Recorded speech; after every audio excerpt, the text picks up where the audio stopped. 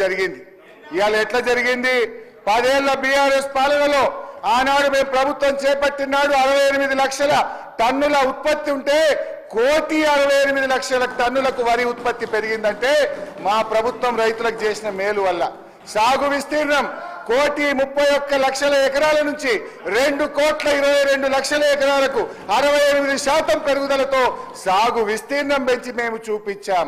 ఇప్పుడు ఎందుకంటే అధ్యక్ష ఇట్లా చెప్పుకుంటూ పోతే చాలా ఉన్నాయి. ఇప్పుడు మీకు అంత ఇష్టం లేకపోతే ఓఆర్ఆర్ టెండర్ క్యాన్సిల్ చేయండి. వి అప్రిషియేట్, టెండర్ క్యాన్సిల్ చేయండి. హరీష్ రావు గారు ముఖ్యమంత్రి గారు. అధ్యక్ష, ముఖ్యమంత్రి గారు చాలా రోజుల నుంచి ఔటర్ రింగ్ రోడ్ మీద చర్చ జరుగుతూ ఉంది. ఎన్నికల కంటే ముందు హడావిడిగా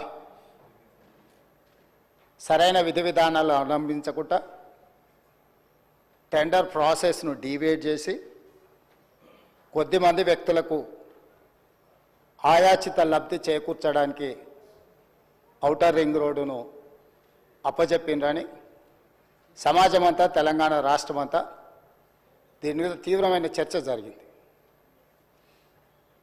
ఆనాడు Congress party doctor YS Rajasekhara Reddy గారు ముఖ్యమంత్రిగా ఉన్నప్పుడు అంతర్జాతీయ ఎయిర్పోర్ట్తో పాటు ఔటర్ రింగ్ రోడ్డును జైకా నుంచి నిధులను తీసుకొచ్చి ఒక అద్భుతమైన మణిహారాన్ని తెలంగాణ రాష్ట్రానికి, అంటే హైదరాబాదు నగరం అంతర్జాతీయ నగరంగా, విశ్వనగరంగా రాణించడానికి ఈ రెండు ప్రధానమైన కారణం. అంతర్జాతీయ airport, outer ring road, IT కంపెనీలు, ఫార్మా కంపెనీలు. ఈ తెలంగాణ రాష్ట్ర ఆదాయంలో 60-65% ఈరోజు మన బడ్జెట్లో వస్తుంది అని అంటే ఆనాడు కాంగ్రెస్ పార్టీ తీసుకున్న నిర్ణయాల వల్ల ఈరోజు ఈ రాష్ట్ర ఆదాయం అత్యధికంగా పెరిగింది.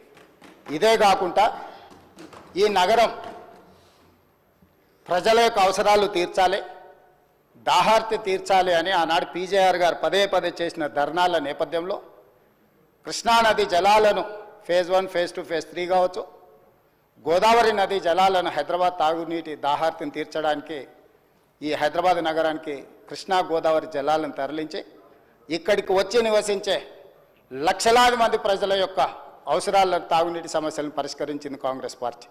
ఇదే కాకుండా ప్రపంచ